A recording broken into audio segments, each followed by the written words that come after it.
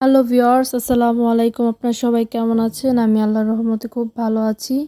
আমাদের বাড়ির পাশে খেতালা আমাদেরকে একটা কুমড় দিয়েছে, তো আমরা সেই কুমড়াটা কেটে দেখছি। মা কাটছে কুমড়াটা, দেখতেই পাচ্ছেন কুমড়ার ভিতরটা খুব সুন্দর। তো কুমড়া কাটতে কাটতে আপনাদের সাথে কিছু কথা বলি বা কিছু বিষয় নিয়ে কথা বলি। আমাদের সমাজে কিছু কিছু মানুষের মন মানসিকতা এত খারাপ, তারা মেয়ের বাবা মাকে সমাজের চোখে এমনভাবে তুলে ধরে যেন মেয়ে জন্ম দেওয়াই তাদের পাপ। একটা বাবা মা তাদের মেয়েকে পরের বাড়িতে পাঠায় বিয়ে দিয়ে সংসার করার আশায়। কোনো বাবা মা চায় না তার মেয়ের সংসারটা ভেঙে যাক, কিন্তু ছেলের মা একটা জায়গায় 10টা কথা বললে কোনো কিছু হয় না, কিন্তু মেয়ের বাবা মা একটা কথা উত্তর দিলেই সমস্যা হয়ে যায়। দোষ হয় মেয়ের মা।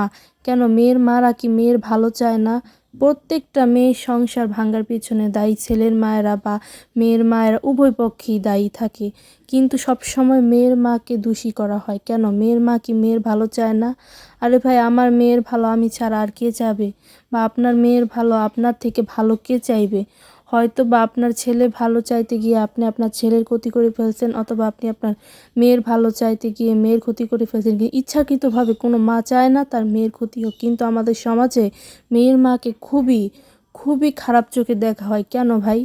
মেয়ে জন্ম দেওয়া কি পাপ? মেয়ের বাবা মার কি কোনো সম্মান নেই আমাদের সমাজে?